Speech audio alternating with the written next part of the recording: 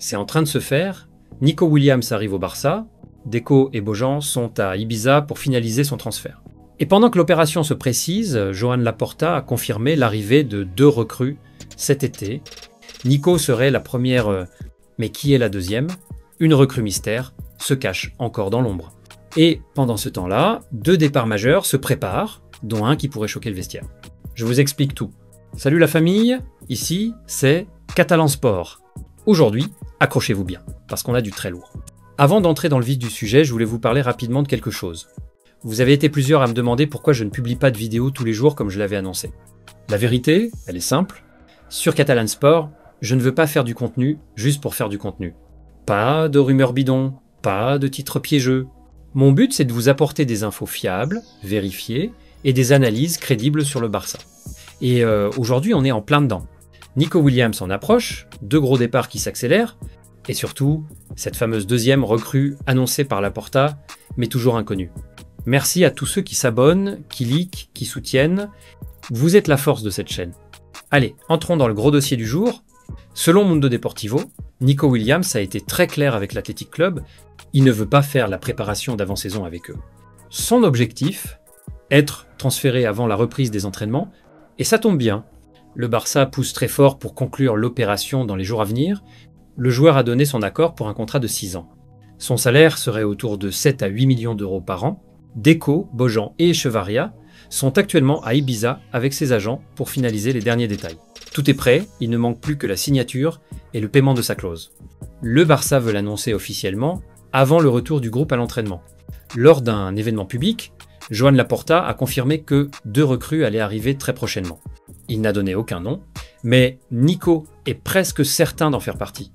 Et l'autre, c'est là que ça devient intéressant, une deuxième recrue encore secrète.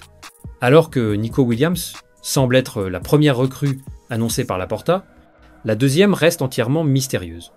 Mais plusieurs noms reviennent en interne, et quand on les analyse, ils révèlent des choses intéressantes sur le projet de Flick. Lookman, le dynamiteur, d'abord Ademola Lookman, révélation de l'Atalanta cette saison. Son profil est simple, explosivité, percussion, sang-froid devant le but. Il pourrait être un doublon parfait à Nico Williams, voire une alternative plus directe à Rafinha, en cas de départ ou de repositionnement tactique. Hansi Flick aime les ailiers rapides, verticaux, capables de faire la différence en 1 contre 1. Lookman coche toutes les cases. Son prix, environ 40-50 millions, mais son profil plaît beaucoup à l'état-major. Vanderson, le piston moderne. Ensuite, il y a Vanderson, latéral droit brésilien de l'AS Monaco. C'est un joueur polyvalent, capable de jouer dans une défense à 4 ou à 5, et surtout à l'aise avec le ballon. Flick l'apprécie pour sa capacité à se projeter et à offrir de la largeur, ce que manque souvent au Barça à droite, depuis Dani Alves. L'idée, ce serait de créer une vraie concurrence à droite, Grimaldo, le retour de la Masia. Autre nom évoqué, Alex Grimaldo, qui sort d'une saison monstrueuse au Bayer Leverkusen. 12 passes décisives, 6 buts, des centres millimétrés et une constance rare. Formé à la Masia, Grimaldo connaît la maison. Le problème, c'est que Flick semble déjà compter sur Baldé en titulaire, donc Grimaldo viendrait sans doute en doublure de luxe, sauf si Baldé part. La clause de Grimaldo est très abordable, autour de 15-20 millions. Une affaire à ne pas négliger. Les plans B, Bena, Foyt. Dans un registre plus discret, on retrouve aussi 2 plans B. Alex Baena, milieu offensif de Villarreal, très créatif, capable de jouer entre les lignes. Juan Foyt, le latéral défensif très complet, déjà suivi depuis l'époque Xavi. Ce sont des profils moins flashy, mais plus tactiques, qui peuvent apporter des solutions de banc ou des rotations. Mais rien ne filtre. Malgré tous ces noms, le Barça garde le mystère total. Deco ne lâche aucune info, même à la presse catalane. Certains pensent que la deuxième recrue pourrait même être un joueur déjà sous contrat, mais pas encore annoncé prêt-retourné, levé d'option. D'autres croient à une opération surprise, comme ça a été le cas avec Aubameyang ou Paulinho à l'époque. Une chose est sûre, Laporta parle de 2 recrues concrètes. Et si Nico est presque là, l'autre va forcément faire parler dans les jours à venir.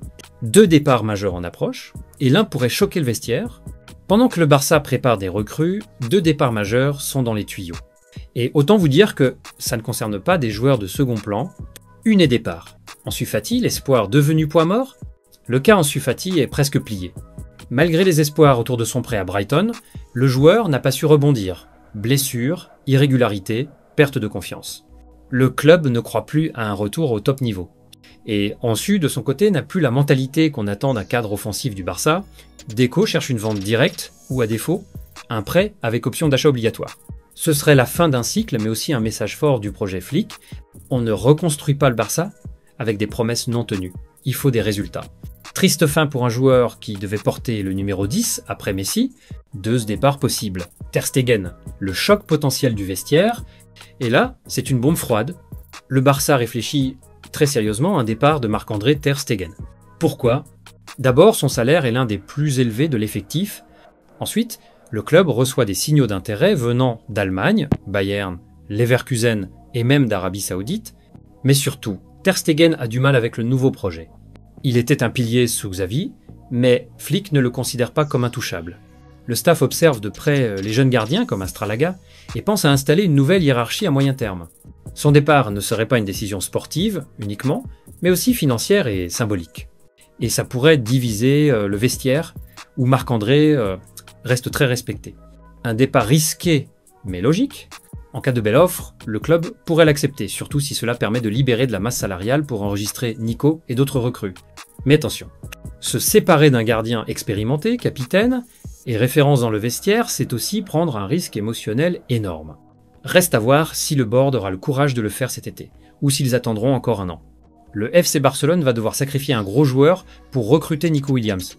Pour pouvoir recruter l'ailier international espagnol de 22 ans, la direction du Barça n'a pas le choix. Il va falloir vendre. C'est le gros feuilleton du moment à Barcelone. Après avoir enrôlé Johan Garcia, qui devrait être le numéro 1 dans les cages dès le début de la saison, le FC Barcelone s'attaque à son secteur offensif. Ces derniers jours, la priorité du champion d'Espagne en titre a d'ailleurs radicalement changé. Si les efforts de Deco et de la direction semblaient d'abord se concentrer sur Luis Diaz, Liverpool, Nico Williams est devenu la priorité et les grands travaux pour faire venir l'ailier de l'Athletic en Catalogne ont déjà démarré, avec des réunions de tous les côtés. Seul problème, et pas des moindres, le prix de l'international espagnol, l'Athletic n'ayant aucune intention de négocier et de permettre au Barça de payer ce transfert en plusieurs échéances, les Catalans n'ont pas le choix. Il faut payer ces 60 millions d'euros de sa clause libératoire cash. Ce que le club, dirigé par Joan Laporta, n'est pas en mesure de faire actuellement, un départ obligatoire, sans surprise, comme l'indique AS, il faudra vendre avant d'imaginer Williams sous la tunique blaugrana. Il y a 2 principaux candidats à un départ actuellement, Ronald Araujo, le défenseur uruguayen, convoité en Italie notamment, et qui aura une clause libératoire de 60 millions d'euros lors des 2 premières semaines de juillet, puis Fermin Lopez, convoité en Premier League et en Arabie Saoudite, même si le Barça et Flick n'ont pas forcément envie de s'en défaire. Il s'agit des 2 seules pistes crédibles, puisque les autres joueurs à forte valeur marchande de l'effectif sont considérés comme intouchables, principalement à cause de leur statut de titulaire. Quant aux indésirables comme Christensen, Pablo Torre, Pau Victor, Ansu Fati ou Iñaki Peña, leurs ventes ne suffiront pas pour financer l'opération Williams.